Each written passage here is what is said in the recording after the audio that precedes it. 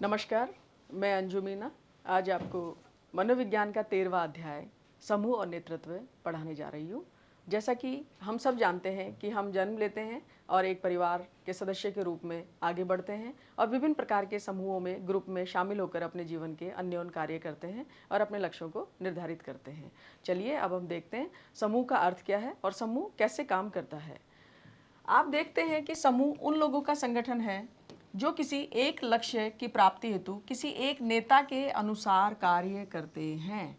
अर्थात एक नेता होता है, एक अगुवाई और नेतृत्वकर्ता होते हैं, उनके नियम और अनुशासन होते हैं, उनको हम करके देखते हैं, उनको सीखते हैं, उनका अनुसरण करते हैं और उनकी बातों का पालन करते हैं। उससे हम लक्ष्य पर आसानी से पहुंच पाते हैं।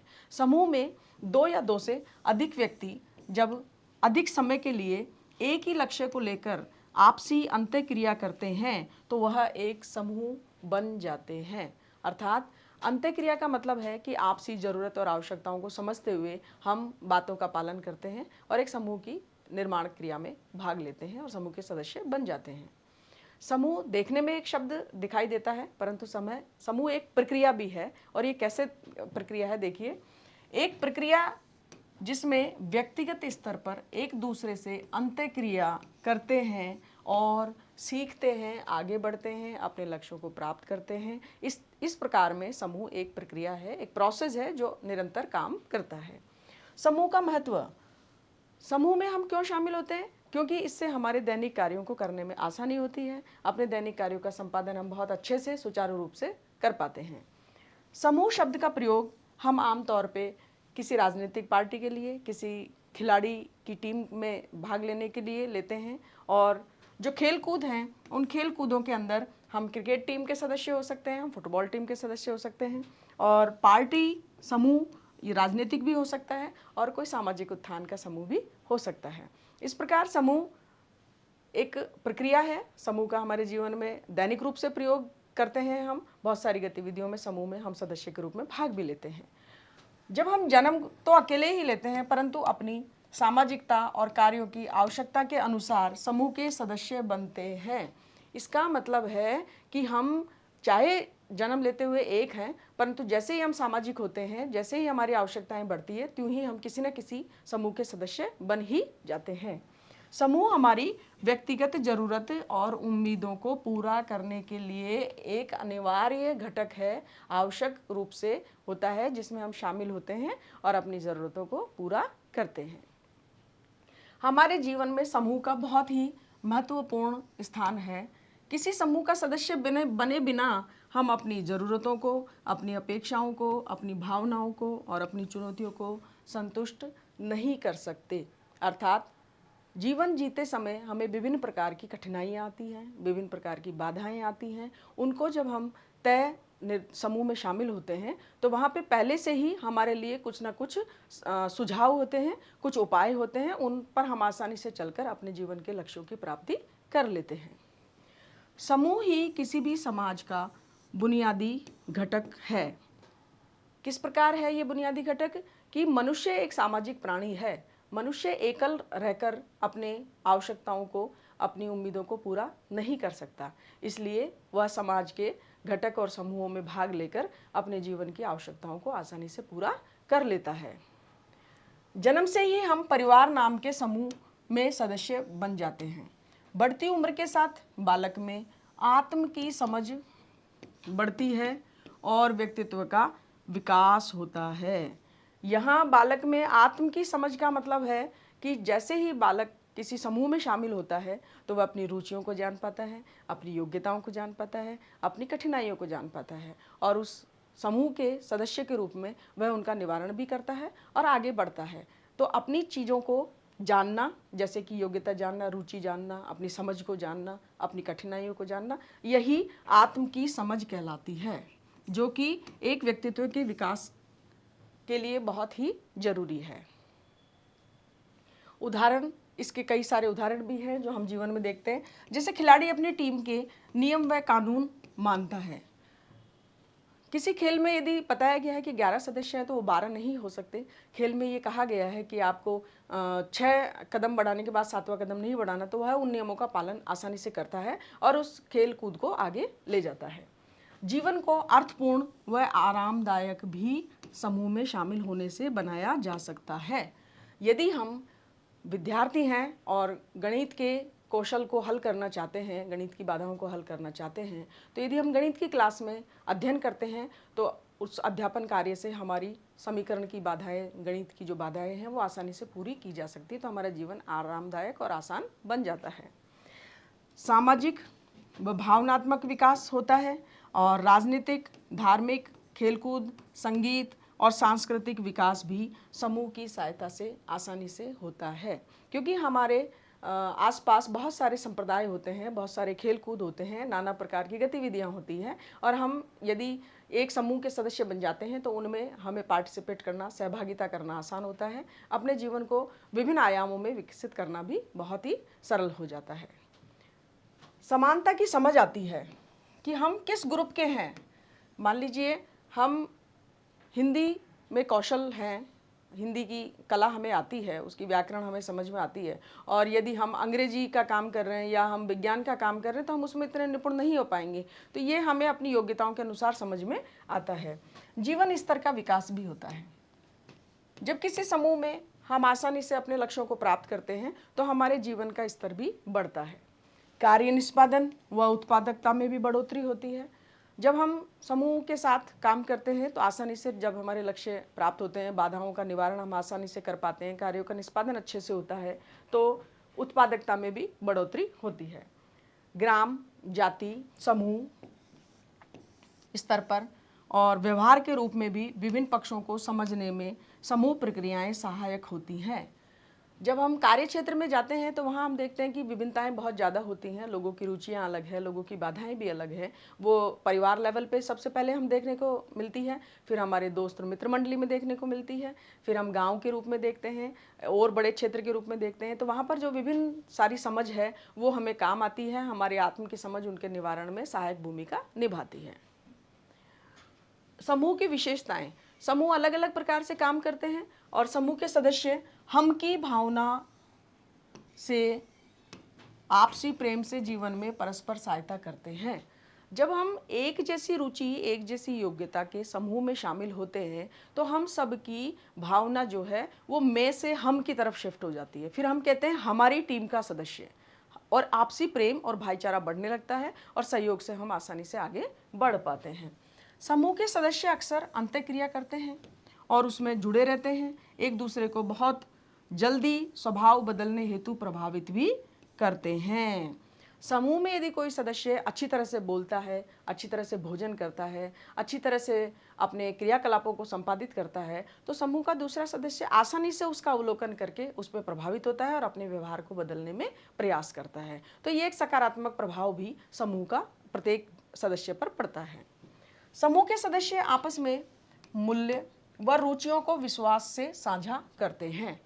हमारे समाज के व्यक्तित्व में उत्थान के लिए कुछ मूल्य बनाए गए हैं जिनको हम सकारात्मक पक्ष कहते हैं। उन सब में उत्थान तभी हो पाता है जब हम किसी सकारात्मक व्यक्ति को अपनी प्रेरणा बनाते हैं। वो हमारे समूह का नेतृत्व करता भी हो सकता है और समूह का कोई अच्छा सदस्य भी हो सकता है। उसका व्यवहार हमारे जीवन में प्रभावशाली असर छोड़ता है।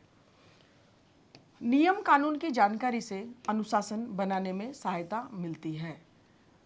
प्रत्येक समूह के लिए एक नियम संहिता लागू होती है जिसके प्रोटोकॉल को यदि हम अनुसरण करते हैं तो आसानी से हम उन नियम कानूनों का पालन कर पाते हैं और समूह और व्यक्तिगत रूप से अपना विकास कर लेते हैं।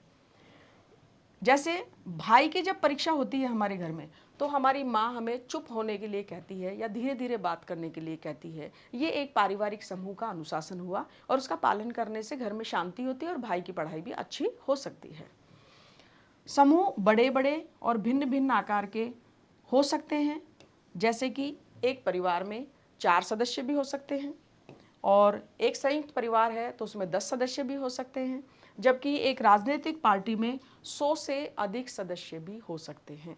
अर्थात संगठन का आकार, उसके सदस्य बिल्कुल सब जगह अलग अलग पाए जाते हैं। समूह गति विज्ञान।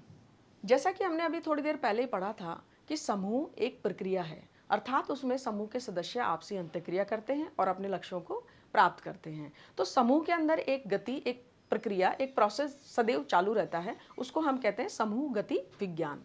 समूह के सदस्यों को परस्पर प्रभावित करना ही समूह गति विज्ञान कहलाता है। अर्थात यदि हम एक दूसरे से कुछ सीख रहे हैं, एक दूसरे की मदद कर रहे हैं, अपने नियमों में उत्थान कर रहे हैं, आवश्यकता अनुसार उनमें परिवर्तन कर रहे हैं और उन नियमों के अनुसार अनुसरण भी कर रहे हैं, अनुपालना कर रहे हैं, कुछ अंत्यक्रिया कर रहे हैं, तो वो समूह गति विज्ञान के रूप में कार्य कर रहा है और उसमें आपसी सदस्य एक दूसरे से प्रभावित हो रहे हैं, यही समूह गति विज्ञान कहलाता है। संगतता, ऐसा दृष्टिकोण जिससे समूह के सभी सदस्य बंधे रहते हैं। ये एक दूसरे की संगत का असर होता है कि वो एक दूसरे से प्रभावित होते हैं और अपने समूह के जो नियम हैं, जो आपसी प्रेम है, जो हम की भावना है, जो टीम की एक स्पिरिट है, उसके अनुसार वो काम करते हैं। ये संगतता उसका पहला लक्षण होता है। दूसरा है सहमति। सहमति का मतलब होता है किसी चीज़ को स्वीकार करना। दूसरों के व्यवहार से हमारे विश्वास बदलने के कारण हमारा व्यवहार स्वतः ही बदल जाता है और यही सहमति की धारणा होती है। जब हम किसी से प्रभावित होते हैं उसके क्रियाकलापों से, तो हम उनको अनुसरण करते हैं और यह बदलना भी एक प्रकार की सहमति ही कहलाता है। सहमति के प्रकार, सहमति कई प्रकार से होती है। जैसे बाहरी सहमति। बाहरी सहमति में हम कोई तर्क नहीं लगाते और पहली दृष्टि में ही उसका पालन करते हैं, बिना विश्वास के ही दूसरों के अनुसरण अनुरूप हो जाना। जैसे हमने देखा, एक खिलाड़ी जो है वो बेहतरीन तरीके से एक्सरसाइज कर रहा है और बेहतरीन तरीके से वो भोजन ग्रहण कर रहा है, तो हमने बिना किसी दबाव या किसी रूप के उसको अनुसरण कर लिया। दूसरा होता है आज्ञा पालन। एक आदेश पर एक निर्देशन के अनुसार अनुपालन करना। इसमें हमारा नेतृत्वकर्ता, अगुवाई करने वाला जो अग्रणी व्यक्ति है, वो जैसा कहता है टीम के सारे सदस्य उसको तुरंत वैसा का वैसा फॉलो करते हैं। ये आज्ञा पालन कहलाता है। तीसरा है स्वीकृति। निष्कपट आंतरिक सहमति, जिसमें हम वास्तव में राजी हो जाते हैं। ये आंतरिक बदलाव होता है जो लंबे समय तक होता है। यदि हमने किसी व्यक्ति को देखा कि वो हमारे हित के लिए कुछ कहना चाह रहा है, तो उसका जो प्रभाव है वो बाहरी ना होकर बल्कि हमारे जीवन के आंतरिक पहलुओं पर पड़ता है और उसको हम आसानी से मान जाते हैं। जिसमें एक उदाहरण है कि कोई यदि हमें अपने स्वास्थ्य लाभ के लिए सुबह का भ्रमण सजेस्ट करे, हमें सलाह दे कि आप सुबह भ्रमण करें तो आपका स्वास्थ्य अच्छा होगा, तो हम उसको मानेंगे और जहाँ तक संभव होगा हम उसका पालन करेंगे। इसको हम आंतरिक सहमति के रूप में लंबे समय तक बनाए रखते हैं। हम में और उनके बीच अंतर। जब हम समूह में सदस्य के रूप में काम करते हैं तो हम जैसे एक समूह के सदस्य हैं, ऐसे ही कोई और व्यक्ति किसी और समूह का सदस्य हो सकता है। तो हमारे लिए वो हम में शामिल ना होकर के उनमें या उनके रूप में शामिल होता है, अर्थात हम उसको दूसरे पक्ष के रूप में देखते हैं। अपने परिवार, दोस्तों, प्रिय क्रिकेट टीम की हम प्रशंसा करते हैं। ये हमारा सकारात्मक व्यवहार है, जिसको हम अपनी समान रुचि, समान संगतता और समान टीम के रूप में देखते हैं, उसकी हम सहज ही प्रशंसा करते हैं और ये हमारे जीवन में एक सकारात्मक व्यवहार के रूप में देखा जाता है। समान पहचान के आधार पर समूह का निर्माण एक स्वाभाविक प्रक्रिया है। आपको भी खेल पसंद है, दूसरे साथी को भी खेल पसंद है, तो हम स्वतः ही एक खेल की समूह में शामिल हो जाते हैं। ये हमारा एक नैसर्गिक गुण है जो सभी में पाया जाता है। दूसरों का मूल्यांकन करने के लिए भी हम समूह भावना का प्रयोग करते हैं। आपने देखा होगा कि जब हम ये देखते हैं कि ये पढ़ने में होशियार है, तो हम भी यदि पढ़ने में अच्छे हैं तो उसे हमारे समूह में शामिल कर लेते हैं, और यदि वो पढ़ने में थोड़ा कमज़ोर है तो हम उसको हमारे समूह में शामिल नहीं करते। यानी कि हम दूसरे का मूल्यांकन करने के लिए भी समूह की भावनाओं का पालन करते हैं। इसका एक उदाहरण है कि यह सब एक जैसे हैं। इसका मतलब है कि सब एक जैसे हैं का मतलब है कि वो सब की रुचि, उनके कार्यकलाप, उनके नियम, उनके समूह सभी एक जैसे हैं और वो एक जैसे नियमों का पालन करते हैं, तो उनमें समरूपता भी पाई जाती है। समूह भावना का प्रयोग। अब हमने देखा कि समूह एक अंत्यक्रिया है, एक सतत प्रक्रिया है। समूह के कुछ नियम हैं, समूह के कुछ उदाहरण हम अपने जीवन में देखते रहते हैं, तो उनका हम कैसे प्रयोग कर रहे हैं हमारे आंतरिक भावनाओं के रूप में, हम और उनमें तुलना करने के लिए। सबसे पहले तो हम अलग अलग जो विभिन्न समूह हैं उनमें आपसी तुलना के लिए भी इसका प्रयोग करते हैं, जैसे कि वे सब हमसे कितना अलग है। हमने देखा कि हम सब तो क्रिकेट प्रेमी हैं और हमारे किसी दूर के रिश्ते में जो परिवार है वो सारे ही फुटबॉल प्रेमी हैं, तो हम कहेंगे कि वो हमसे कितना अलग हैं।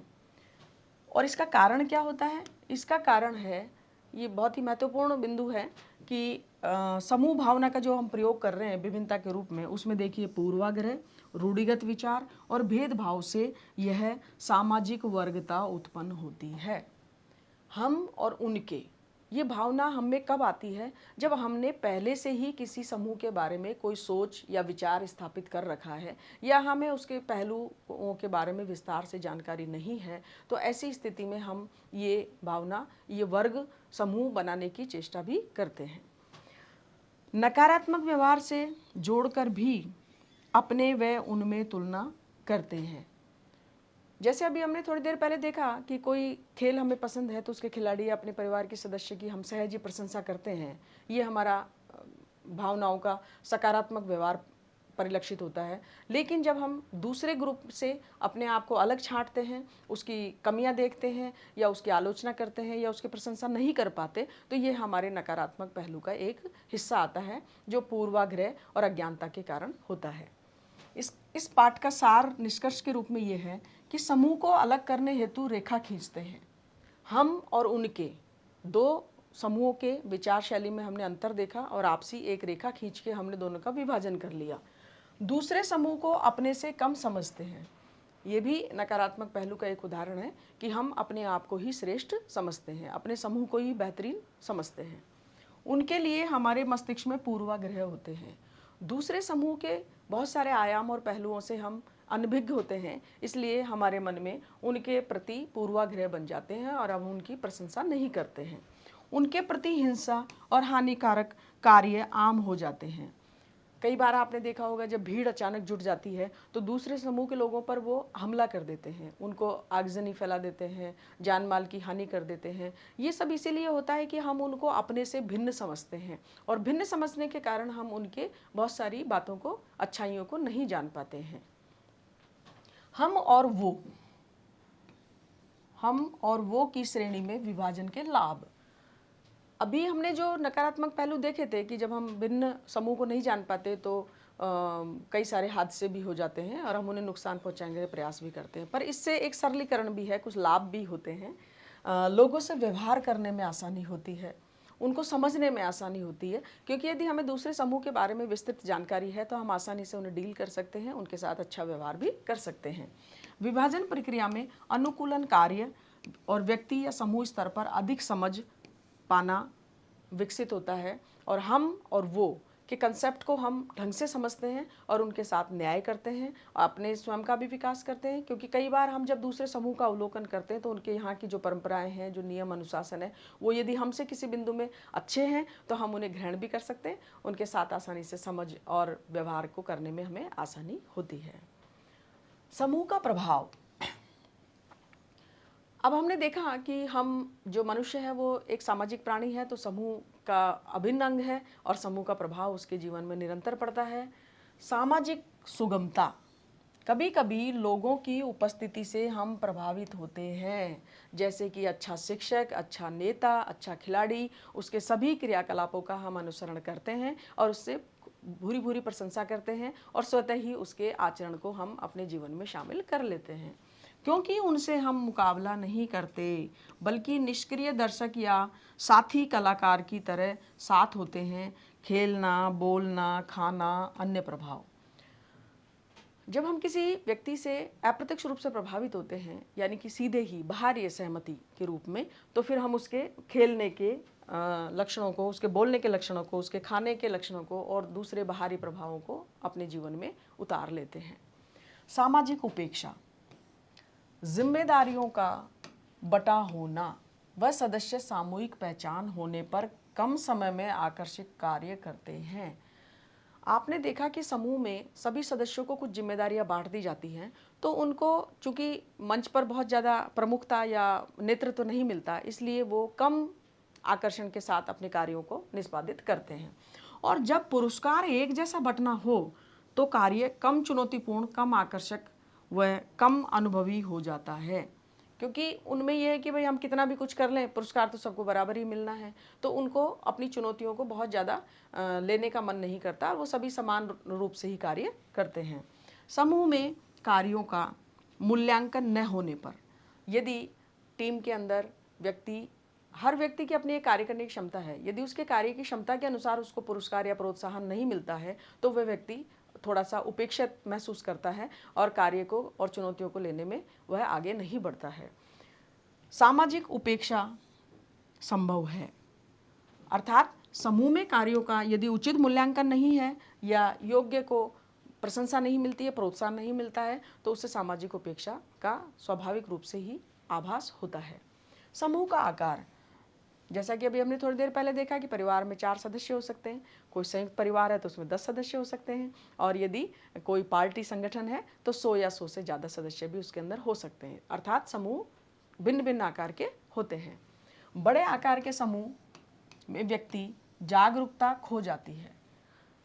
छोटे सदस्यों का समूह होने पर नेतृत्वकर्ता प्रत्येक सदस्य को व्यक्तिगत रूप से जानता है, उसकी कठिनाइयों को और उनकी योग्यताओं को लेकर वो आगे बढ़ता है। परंतु यदि समूह के सदस्यों की संख्या बहुत ज़्यादा हो जाती है तो व्यक्तिगत रूप से उनका आकलन करना, उनके कार्यों का मूल्यांकन करना संभव नहीं हो पाता है, तो उसकी व्यक्तिगत पहचान खो सी जाती है।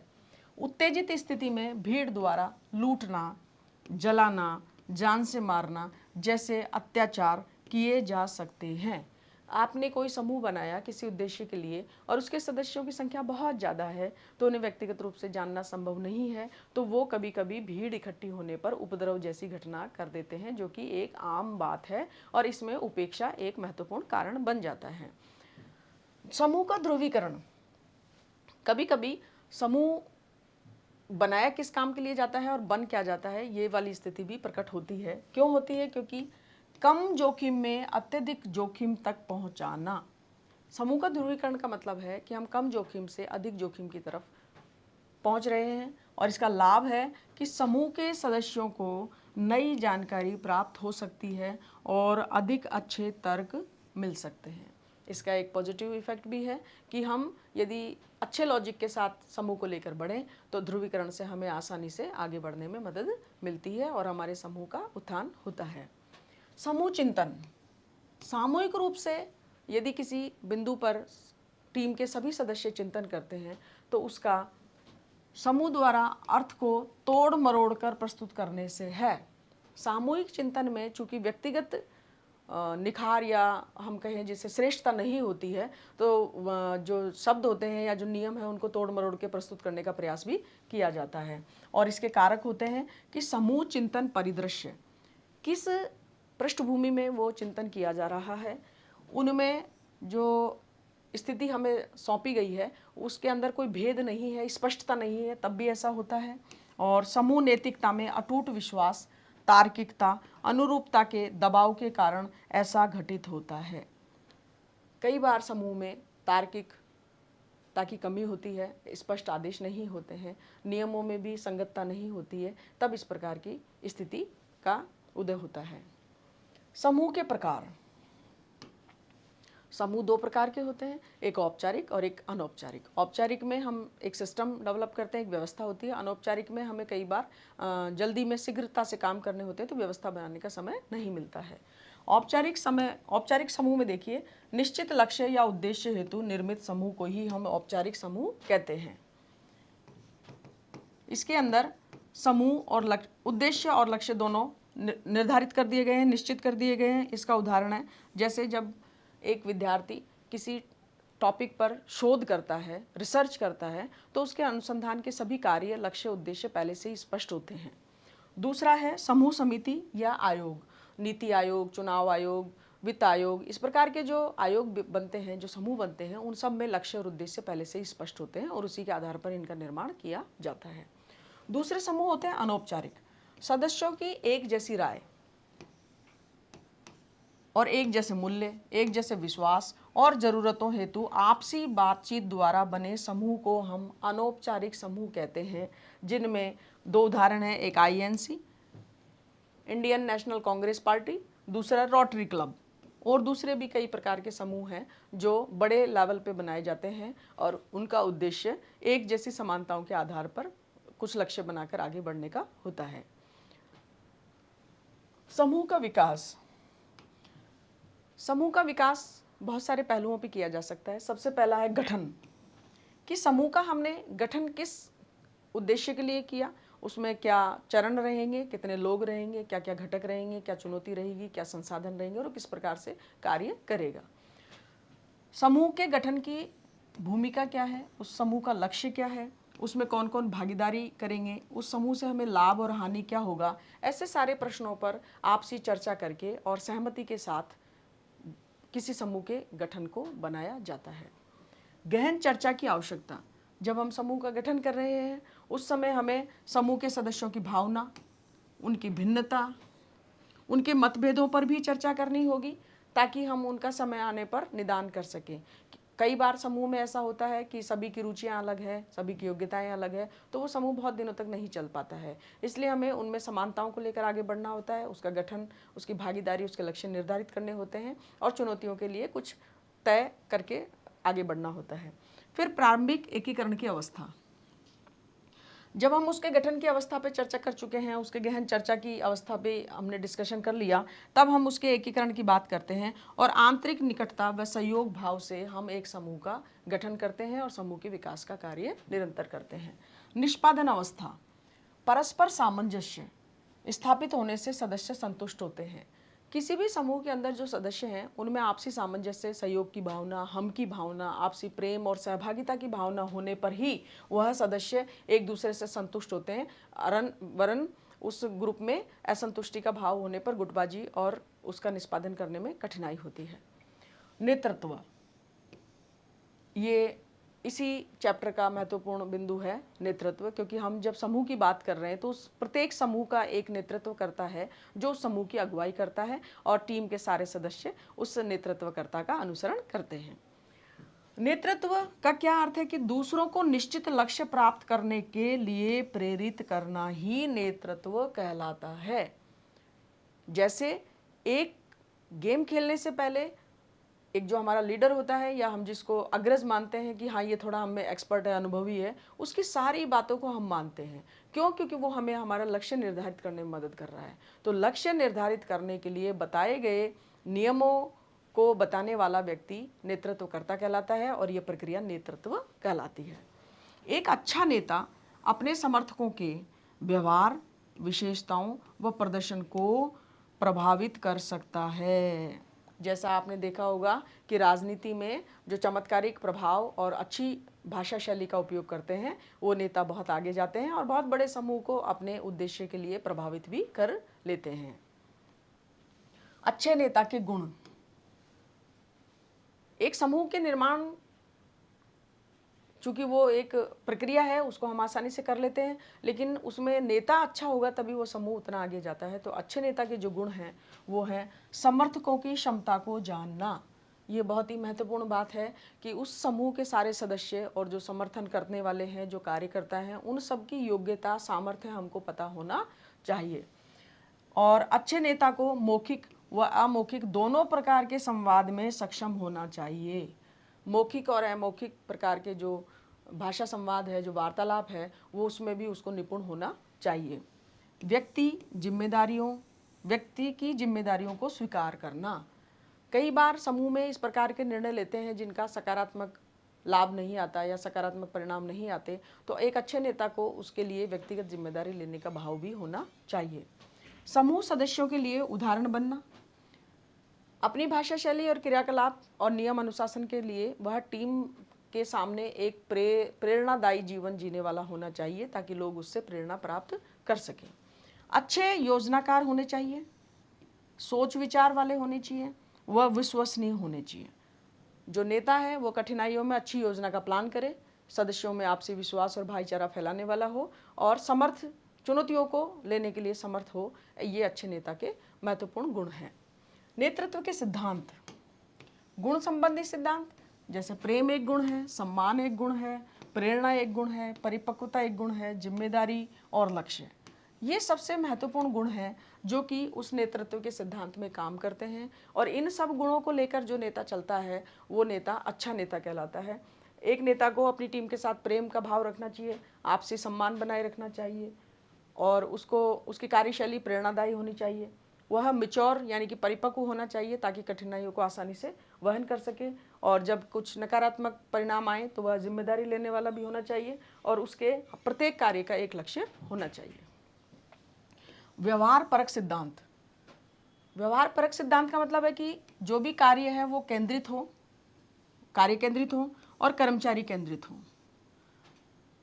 जब भी समूह में किसी कार्य का निर्णय लिया जाता है तो वह कार्य के ऊपर फोकस होना चाहिए और कर्मचारी के ऊपर फोकस होना चाहिए, ताकि किसी के अंदर उपेक्षा का भाव ना हो और हमारे पहले से निर्धारित लक्ष्य हमें प्राप्त आसानी से हो सके। परिस्थिति जन्य सिद्धांत। कई बार समूह बनता किस उद्देश्य के लिए है और परिस्थितियां कैसी पैदा हो जाती हैं, उस स्थिति में विशेष कार्यशैली के अनुसार परिवर्तन करना। अर्थात यदि स्थिति चुनौतीपूर्ण हो गई है और हमारे पहले के प्लान से अलग हो गई है तो हमें अपनी कार्यशैली बदलनी चाहिए, अपनी योजनाओं को बदलना चाहिए ताकि हम आसानी से आगे बढ़ सकें। लक्ष्य सिद्धांत। नेतृत्व में लक्ष्य सिद्धांत बहुत ही महत्वपूर्ण है। क्या और कैसे करना है, क्योंकि नेता को जब पता होता है कि हमें क्या करना है और कैसे करना है तो टीम आसानी से आगे बढ़ पाती है। ये सिद्धांत बहुत ही महत्वपूर्ण है। अंतर्वैयक्तिक संबंध बनाना।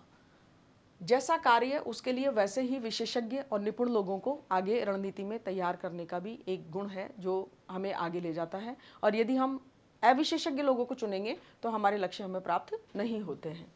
सहभागिता गुणवत्ता। टीम का प्रत्येक सदस्य यदि हमारे लक्ष्य की पूर्ति के लिए सहभागिता देता है तो हमें आसानी से लक्ष्यों की प्राप्ति होती है और नेतृत्व बहुत ही अच्छा हो जाता है।